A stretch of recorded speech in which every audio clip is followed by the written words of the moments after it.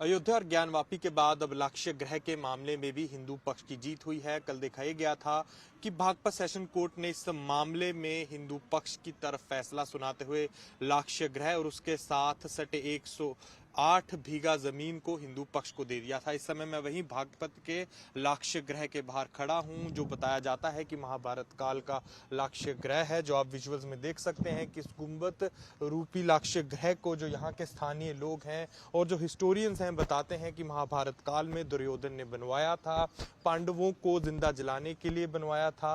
मैं साफ तौर पर आपको विजुअल्स में भी दिखाना चाहता हूं कि बड़े फैसले के बाद आप ये भी देख सकते होंगे कि यहाँ पुलिस की पूरी तैनाती कर दी गई है कि अगर यहाँ मामला नाजुक होता है तो मामले को काबू किया जा सके। वहीं मैं आपको लक्ष्य ग्रह बाहर से भी दिखाना चाहूंगा। मुस्लिम पक्ष का ये कहना है कि यहाँ पर एक सूफी संत की मजार हुआ करती थी। वहीं दूसरी तरफ हिंदू पक्ष का ये कहना है कि जो लक्ष्य ग्रह है महाभारत काल का है, दुर्योधन ने इस लक्ष्य ग्रह को बनवाया था, पांडवों को मारने के लिए बनवाया था। वहीं मैं आपको अगर अंदर के विजुअल दिखाऊं तो आप देख सकते होंगे कि वहां पर एक बहुत बड़ी हुक है, जहां इधर के स्थानीय लोगों ने हमें बताया कि जहां कभी घंटी टांगने के लिए इसका इस्तेमाल किया जाता था। वहीं लोगों का यह भी कहना है कि यहाँ किसी समय शिवलिंग भी हुआ करता था। वहीं के साथ मैं आपको यहाँ की दीवारों पर भी दिखाना चाहूंगा कि लोग बताते हैं कि किसी समय यहाँ पर हिंदू देवी देवताओं की मूर्तियां भी उकेरी गई थी। तो यही से साफ हो जाता है कि ये जो जगह है किसी समय एक हिंदू मंदिर के रूप में या एक हिंदुओं के लिए पाठ पूजा करने के लिए इस्तेमाल की जाती थी। वहीं दूसरी तरफ हमें स्थानीय लोगों ने ये भी बताया कि ये सामने यज्ञशाला हुआ करती थी, जहां यज्ञ होता था। और मैं आपको ये बताऊं कि जो ये लक्ष्य ग्रह है, इसको लाख जो होती है, जो ज्वलनशील है पदार्थ है, उससे बनवाया गया था। दुर्योधन ने इसको बनवाया था ताकि वो जो पांडवों को है वो जला सके, पर इसमें वो कामयाब नहीं होते। पर ये जो बड़ा फैसला अब आया है, तकरीबन 50 साल की एक बड़ी लड़ाई के बाद कोर्ट ने ये फैसला दिया है। उसके बाद जो 108 बीघा ये जो ज़मीन है, जो हिंदू जो साइड है उसने जीती है। उनका यहाँ पर एक गुरुकुल भी चलता है। हमने गुरुकुल वाले लोगों से बात भी की, जिन्होंने हमें ये भी बताया कि अब उस जगह का इस्तेमाल यहाँ की गुरुकुल को बढ़ाने के लिए, साथ के साथ जो यहाँ पर एक गौशाला है उसमें भी इस्तेमाल करेंगे। मैं आपको बता दूं कि ये जो 108 बीघा जमीन है हिंडन और कृष्णा नदी के बीच में है, और आप साफ तौर पर विजुअल्स पर देख सकते हैं कि अब इस जगह का मालिकाना हक हिंदू तरफ को, हिंदू साइड को दे दिया है। भागपत के बरनावा में लक्ष्य ग्रह मामले में हिंदू पक्ष की जीत हुई है। कल 5 फरवरी को यह मामला सुनाया गया था। इसी बीच हमारे साथ बात करने के लिए हिंदू पक्ष से त्यागी जी हैं, राजपाल त्यागी जी। तो त्यागी जी, आपकी जीत हुई है, कैसे केस चला, क्या क्या हुआ इस केस में? ये जो है, इन लोगों ने, जो विरोधी पक्ष हैं, उन्होंने वाद दायर करा सन 1970 में कि ये हमारे यहाँ कब्रिस्तान है और हमारा दरगाह था बदरुद्दीन का।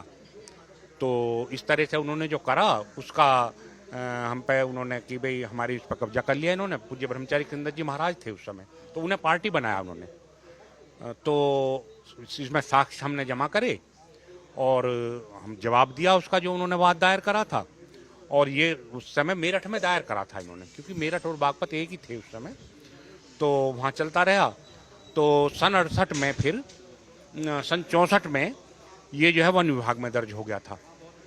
तो वन विभाग में दर्ज होने पे वन विभाग ने हमारे खिलाफ सन 68 में बेदखली का वाद दायर करा। वो उनका कैंसिल हो गया, खारिज हो गया।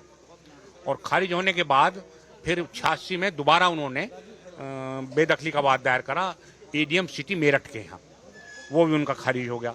फिर उन्होंने डिस्ट्रिक्ट जज के यहाँ किया, जो सेशन जज ने सुना, और वो भी उनका खारिज हो गया। उसके बाद उन्होंने हाई कोर्ट में भी करा, वो भी उनका खारिज हुआ। ये सब हमने जो फैसले थे ये 26 में दाखिल करें। तो उसमें फिर कोर्ट ने इसी आधार पे कि भाई जब सन 64 में ये वन विभाग में दर्ज हो गया था, तो तुमने वन विभाग को पार्टी क्यों नहीं बनाया? उन्हें मुस्लिम पक्ष को कहा, फैसले में दिया ये। और 6 बीघे जमीन उसमें पुरातत्व में हो गई, वो उसके खिलाफ भी तुमने नहीं करा। तो इस आधार पे ही और बहुत से आधार हैं जो हमारे इसमें फर्द में भी दर्ज हो गया ये बिलाक्षा ग्रह। तो इन सब आधारों पे, और हमने जो वन विभाग में जो गजट हुआ था वो भी हमने जमा करा था। तो उन सब आधारों पे उन्होंने खारिज कर दिया। राज्यपाल जी, इसमें मुस्लिम पक्ष का कहना है कि वो इस फैसले से खुश नहीं है और इस फैसले को लेके वो ऊपर ये अदालतों में जाएंगे। हाँ, तो वो जाएंगे जाएं, और हम भी उसकी मतलब पूरी पैरवी करेंगे कि भाई उनमें कामयाब ना हो, हम कामयाब हों उसमें। तो इस तरह का हम कोशिश करेंगे। तो आगे लाक्षागृह को लेकर आपका क्या रहेगा सर, उसे किस चीज में तब्दील किया जाएगा? अब जैसे हमारा गुरुकुल चल रहा है यहाँ, गौशाला भी चल रही है, तो उसमें भी हम और ये जो है हमारा इंटर तक है, छठी से लेकर इंटर तक है, जो यहीं बच्चे रहते हैं, लगभग 150 बच्चे रहते हैं यहाँ, और वो निःशुल्क यहाँ शिक्षा ग्रहण करते हैं। भोजन भी उनका यहीं, रहना भी यहीं, पढ़ाई भी यहीं, सब कुछ यहीं है। तो इस तरह से चल रहा है। और उसके बाद हम शास्त्री की मान्यता लेना चाह रहे हैं, आचार्य की भी मान्यता लेना चाह रहे हैं। और हमारा जो ये इंटर तक है, ये संपूर्णानंद संस्कृत माध्यमिक विद्यालय, संपूर्णानंद संस्कृत विश्वविद्यालय वाराणसी से मान्यता प्राप्त है। वहीं से हम शास्त्री और आचार्य की भी वो लेने जाते हैं मान्यता, और यहाँ से बच्चों की पढ़ाई और ऊपर तक चलेगी। और फिर धनुर्याग का भी हम यहाँ मतलब विचार है कि धनुर्याग की भी यहाँ शिक्षा दी जाए। और हमारे पूज्य गुरुदेव जो थे, पूज्य ब्रह्मचारी कृष्ण जी महाराज, वो चाहते थे कि यहाँ आयुर्वेदिक विद्यालय भी हो, तो उसकी भी हम ये कोशिश करेंगे कि शासन से हमें उसकी मान्यता मिले, और उसमें शासन हमें आर्थिक रूप से भी सहायता करे। तो ये हम तरीके के सारे हम विचार है इसमें।